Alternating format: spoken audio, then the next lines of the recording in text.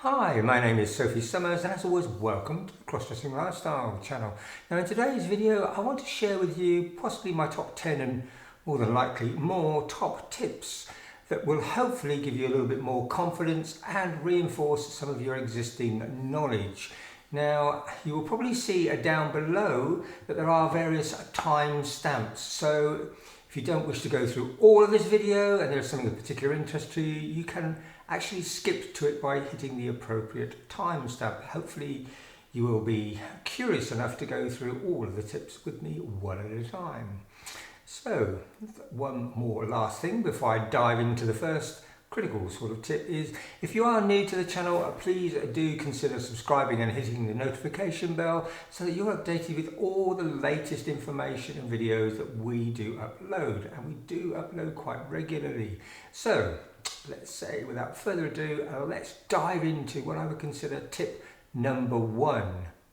Now to me the most critical thing to do is to start off by having a secure knowledge base of your own actual size. Now as a guy we have three critical dimensions when we come to measuring ourselves, and they are appropriately the waist size, our chest size, and finally from time to time we do measure our neck size for collars on shirts.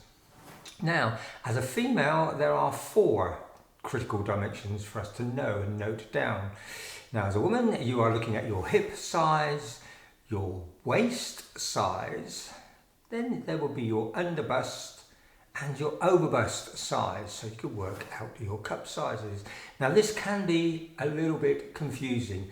Now I see lots of cross-dressers wearing a clothing that's maybe slightly inappropriate in terms of sizes, either too big or too small. And to look your best and probably give you the most confidence, it's nice to know exactly what size you're going for, because unfortunately these days most high street stores appear to be closing down and you have to buy online. So rather than keep sending things back and forth and getting it wrong, let's arm ourselves with the appropriate information. Now what I've done here is I've put together a very brief chart that when you measure your male dimensions, the two dimensions being your natural waist, which is actually lower than a female waist. If you compare a female waist with a male waist, female wise you are measuring at roughly the belly button height, whereas a man's waist is probably about 2 or 3 inches lower down where our jeans sit. So measure that size, and also your underarm or your male chest size. Now what I've done is put together a little chart based on waist and chest sizes to give you a comparison. So for me, I am a male 32-inch waist with a 38-inch chest dimensions, and for a dress that sticks me into the UK 14 size. Now I think that's a very good overall size there. Now I'm not going to go into all the specific details about it. There is a detailed video I did on actually measuring all of your dimensions, and if you want to see that, the link is shooting up above here. So that is critical step or tip number one, is how to measure yourself to make sure you get the right skirt and dress size. So tip number two, don't go too big in the bust area, and by that I mean it's nice to be quite ample, but it does present you with the various challenges. Now most women's dresses are made or manufactured to accommodate a C, possibly a D cup breast form. So anything larger than that would basically mean that you're either going to squash them into your dress, or, which is going to look unsightly, or you're going to have to go up at least one dress size to accommodate it. Now whilst that may not be an issue if you're wearing separates, it becomes quite an issue if you're wearing a dress. For instance, if you have to go up one more additional size in your dress to accommodate the breasts, you're basically going to be looking like an elephant's trunk in a bucket when it comes down to the lower proportion of the dress, which is around the hips, because it's going to be so much space there. It's going to look very, very unsightly and non-natural. So my top tip there is don't go too big on the breasts. So tip number three is all to do with obtaining a slightly more of an hourglass silhouette. Firstly, most people do concentrate on the waist, and my top tip for reducing your waist is no matter what approach you do, make it as comfortable as possible. Now, a lot of people opt for a hard corset like this, which is a steel bone corset, which does work well. You can pull them in. The disadvantage I find with that is that you have to have more or less a very well cut clothes to, how would I say, disguise the fact that you are wearing a hard-boned corset, or you generally have to wear them on the outside.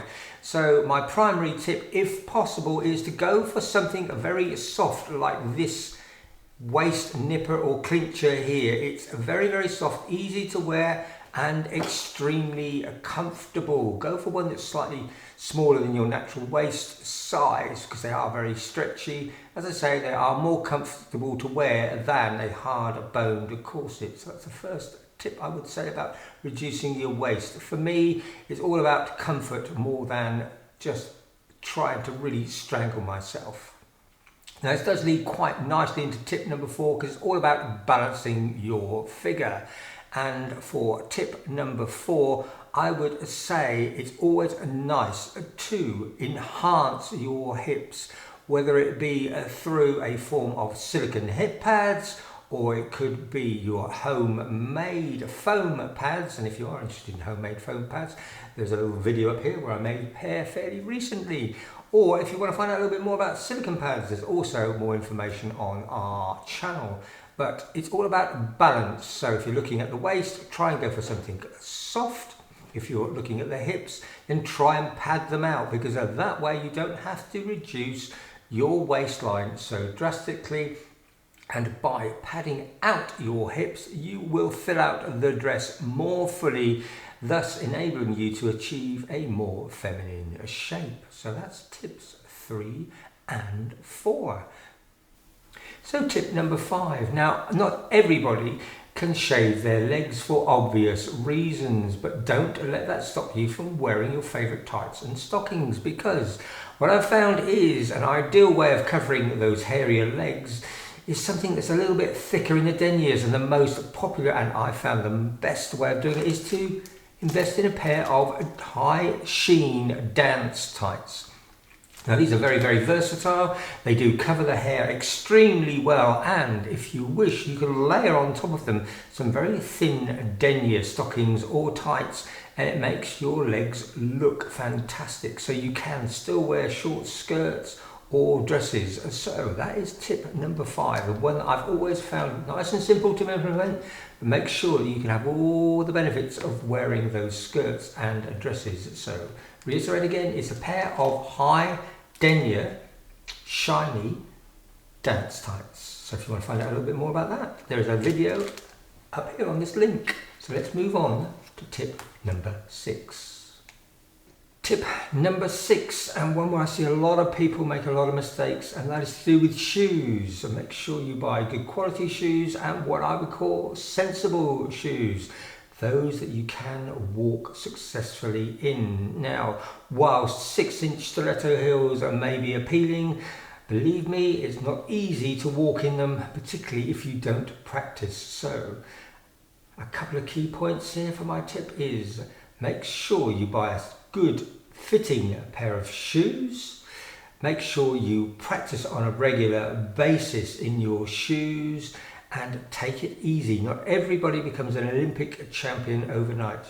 Take smaller steps, and if you want to find out a little bit more about how you first of all start off with the low heels to gain the confidence, there is a video link coming up here that I covered how to walk in the high heels, taking it from those more secure wedges all the way up to your, how would I say, more fantasy type shoes, which is the 6-inch and above stiletto heels. It's all about balance and practice, so you have to take actions. So let me reiterate that tip. It is to make sure you invest in a good, sturdy pair of shoes that are comfortable. There is nothing worse than going on a night out or a walk and finding your feet are killing you after 5 minutes. So please heed that particular tip. Let's move on to something that's also kind of related to your feet, and it's called deportment. And let's look at that in tip number 7. So tip number 7, have a little look at deportment. Now it is a very large subject. Deportment covers from things like how to get in and out of cars, how to sit down, ladies' mannerisms, how to walk. So it is quite a very large topic area, but my tip to you is please learn to sit correctly, and your posture is very, very important. I have a whole video here about aspects of sitting down and how to walk correctly. Again, like everything, to get good at something takes a lot of practice. But my number 1 tip to you in this area is please learn to sit correctly with your knees together, not to show next week's washing. And really don't overemphasize things when you walk. I see a lot of people walk a bit like a catwalk model with their hands going everywhere and their bottom going all over the place. It's very, very, how would I say, stereotypically camp and not realistic. Study mannerisms. Look at how women walk, talk and behave. It's very much a gentle art. Sitting correctly, putting your posture correctly will make you feel more feminine and look more feminine. So if you want to find out a little bit more about deportment and some of the exercises and things you can do, please have a look at that video I just drew your attention to. And again, as with all of the tips here, you need to practice. So let's move on to tip number 8. Tip number 8 is all to do with selecting your hair. Make sure you do your research. Now we are all, I'm sure, familiar with the term bad hair day. Now I'm a makeup artist and I say that probably your overall look is at best 50-50 combination of good makeup and exceptional hair. Now you can make a lot of difference to your look by having a poor wig or a very good wig.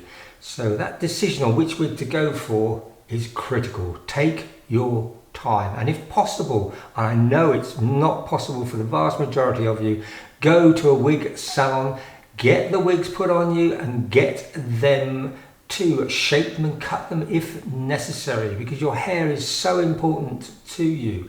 Now, don't overinvest and don't be fooled by prices. There are a lot of very good wigs out there that are not, or they don't break your bank. Me personally, I recommend probably spending between 40 and 110, 120 quid on a wig, unless you are out and about in the daytime and you are under a little bit more scrutiny. Then you may wish to invest in more types of wigs with things like sort of a lace front or high fibre or temperature.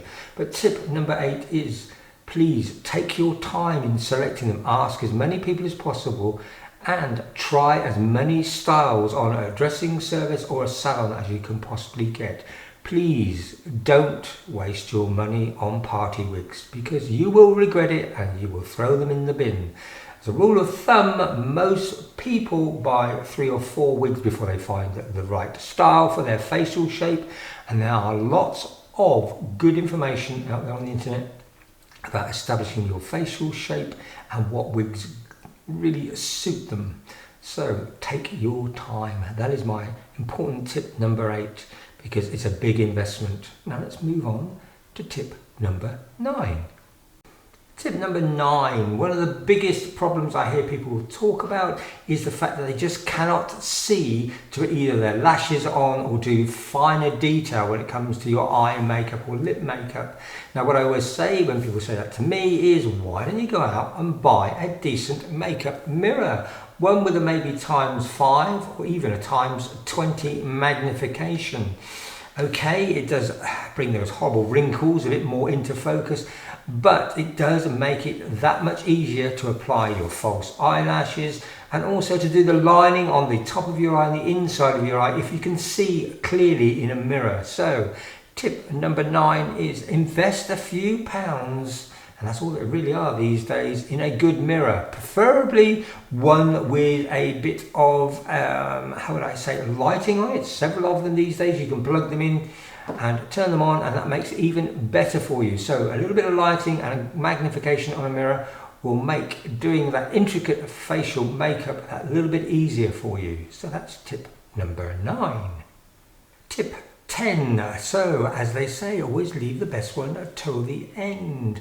And it's to do with the fact that if you've been watching a lot of my videos over the years, you will find out that my go-to thing before I even apply any form of makeup is to apply these facelift tapes. So tip 10 is, if you want to reduce your wrinkles to the bare minimum and open up your eyes as much as possible to enhance your makeup, then maybe you should be considering using something along these lines here, which is the secret facelift tapes or the Art Harding facelift tapes. Both of them work exceptionally well. I do have a link popping in, hopefully just up here, that goes into a little bit more detail about why I've used them over the years and how to apply them.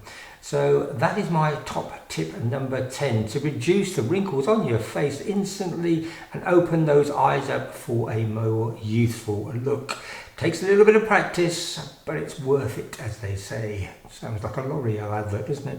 But it's true, it is worth it, and it does make a high impact and a real big enhancement in your final look. So that's really all of the top 10 tips I have to share with you today. Now, as always, if you haven't already subscribed to the channel, please do consider doing so by hitting the subscribe button and also the notification bell, so that you are notified of all our latest uploads on a regular basis. We do try and create something new every week for you to have a little bit of a look at. So that's basically everything today, apart from the fact that please stay safe, stay gorgeous, and until the next time, bye bye.